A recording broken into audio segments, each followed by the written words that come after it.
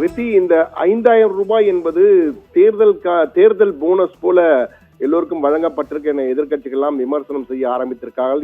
எப்படி இருந்தாலும் கிட்டத்தட்ட 1,31,00,000 பெண்களுக்கு, குடும்பங்களுக்கு இந்த 5,000 ரூபாய் என்பது மிகப்பெரிய ஒரு போனஸாக வந்திருக்கிறது. இந்த சூழ்நிலையில் திடீரென இந்த 5,000 வழங்குவதற்கு என்ன காரணம் என்பது குறித்து தலைமைச் செயலக வட்டாரங்கள் மற்றும் திமுகவின் முக்கிய நிர்வாகிகளிடம் பேசும்போது பல விடயங்கள் நமக்கு கிடைத்தன.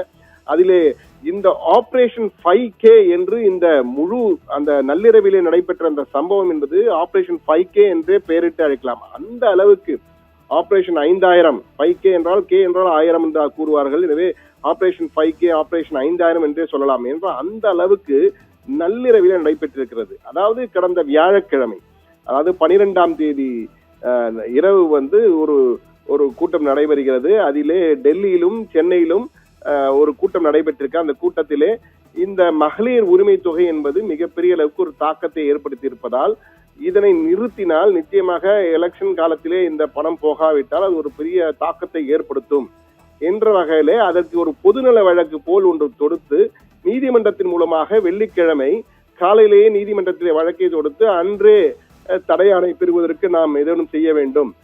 தமிழக அரசு சுதாரித்து கேவிட் எதுவும் தாக்கல் செய்யாமல் உடனடியாக தடுப்பதற்கு ஒரு உடனடியாக தடையாணை பெற்றுவிட்டால் நிச்சயமாக அந்த தடையாணை மீட்டு வருவதற்கு காலமாகும்.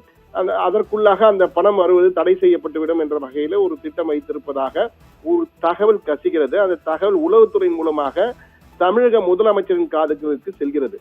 உடனடியாக தமிழக முதலமைச்சர் அவசரமாக நள்ளிரவு நேரத்திலே வியாழக்கிழமை இரவு திடீரென தலைமைச் செயலகத்திலே பரபரப்பு என்றால் முதல்வர் அலுவலகம் பரபரப்பாக இயங்குகிறது.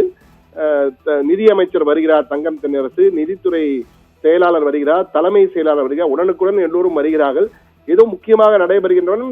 செய்தியாளர்களும் அந்த தகவல் கசிகிறது. அப்போது எல்லோருக்கும் கிடைத்த தகவல் இடைக்கால பட்ஜெட் 17ஆம் தேதி தாக்கல் செய்கிறது, அதற்கான ஒரு ஆலோசனை, அவசர ஆலோசனை என்று கூறுகிறார்கள்.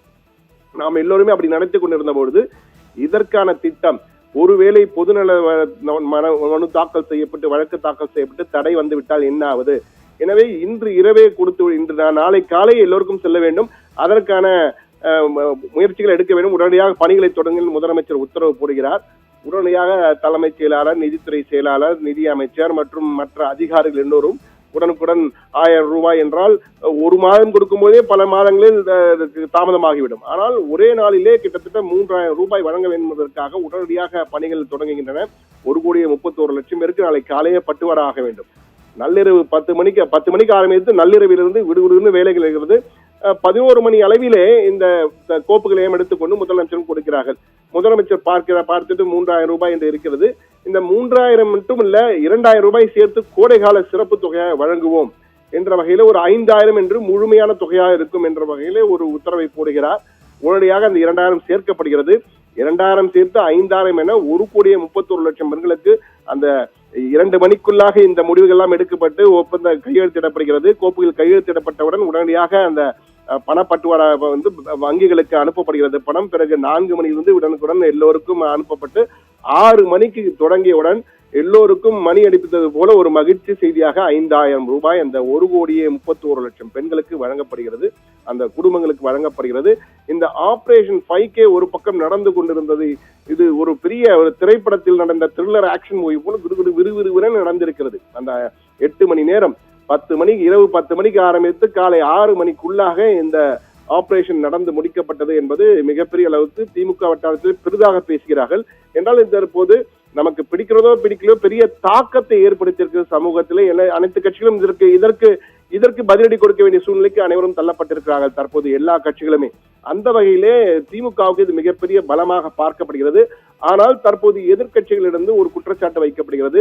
இது SC/ST நிதியிலிருந்து ஒதுக்கி இந்த பணத்தை கொடுத்திருக்கிறார்கள், இது அவர்களுக்கு பழங்குடிகளுக்கும் பட்டியலின மக்களுக்கும் இணைக்கப்படுகின்ற துரோகம் என்ற வகையில கூறுகிறார்கள். ஆனால் அதுவும் தவறு என்று தற்போது ஆளுங்கட்சி தலைவர் நாளையோ நாளை மறுநாளோ நிதியமைச்சரே முழு விளக்கம் கொடுக்கக்கூடிய வாய்ப்பு இருக்கக்கூடியது. இது அப்படிப்பட்ட நிதி அல்ல. இது ஏற்கனவே ஒவ்வொரு திட்டத்திலுமே SC/ST மக்களுக்காக ஒரு நிதி ஒதுக்கப்படும். அப்படிப்பட்ட நிதியை தான் அதை பார்த்துவிட்டு தவறாக பலர் அந்த RTI ஒரு பரவலாக பேசப்படுகிற அந்த RTI மீது தவறான தகவலை கொடுத்துக் கொண்டிருக்கிறார்கள் என்ற வகையிலே விரைவிலே அதற்கு முழு விளக்கம் கொடுக்கப்படும் தமிழக அரசின் சார்பில் என்று தலைமைச் செயலக வட்டாரங்கள் நமக்கு தெரிவித்தன. ஆனால் இந்த 8 மணி நேரத்திலே இந்த பட்டுவாடா செய்வதற்குள்ளாக நடந்த இந்த சம்பவங்கள் என்பது ஒரு திரைப்படத்தை பார்ப்பது போல விறு என்று நடைபெற்றிருக்கிற ஒரு ஆக்ஷன் மூவி போல இருந்திருக்கிறது என்றுதான் கூறுகிறார்கள். எது எப்படி இருந்தாலும் தற்போது வழங்கப்பட்டு விட்டது. இனி பொதுநல வழக்கு தொடர்வாக என்பது கேள்விக்குறிதான். ஆனால் பொதுநல வழக்கு தொடர்வதாக சிலர் பேசிக் கொண்டிருப்பதாக தகவல்கள் டெல்லியிலும் சென்னையிலும் பேசி முடிவு எடுக்கப்பட்டதாக கூறப்படுகிறது. ஆனால் அந்த தகவல் உளவுத்துறை மூலமாகத்தான் தமிழக அரசுக்கு கிடைத்திருக்கிறது. அது எந்த அளவுக்கு உண்மை என்பது நமக்கு தெரியவில்லை. ஆனால் அங்கு பேசப்பட்ட விடயங்களை நாம் தற்போது பகிர்ந்திருக்கிறோம். இப்போது ஆபரேஷன் 5K இந்த மிகப்பெரிய அளவுக்கு பேசப்படுவதால் தற்போது பிரதான எதிர்க்கட்சியான அஇஅதிமுக சார்பிலே ஆபரேஷன் 10K என்ற பெயரிலே 10,000 ரூபாய் வழங்குவதற்கான ஒரு அறிவிப்பு மிக விரைவிலே வரலாம் என்றும் அங்கு அதிமுக வட்டாரங்களை பேசிக் கொள்கிறார்கள். எனவே எப்படி இருந்தாலும் தமிழக மக்களுக்கு பணம் வரப்போகிறது, நமது பணத்தை தான் கொடுக்கிறார்கள் என்பதுதான் தமிழக மக்களின் பொது கருத்தாக இருக்கிறது. ஆனால் இந்த 5K ஆபரேஷன் 5K என்பது மிகப்பெரிய தாக்கத்தை தற்போதைய நிலையிலே தமிழகம் முழுவதுமே ஏற்படுத்தியிருக்கிறது. அது சாதகமாகவும் இருக்கிறது, பல சிலருக்கு பாதகமாகவும் சிலருக்கு இருக்கிறது. சாதகமோ பாதகமோ இந்த 5K என்பது மிகப்பெரிய அளவுக்கு தாக்கத்தை ஏற்படுத்தியிருக்கு என்பதும் கள யதார்த்தமாக இருக்கிறது.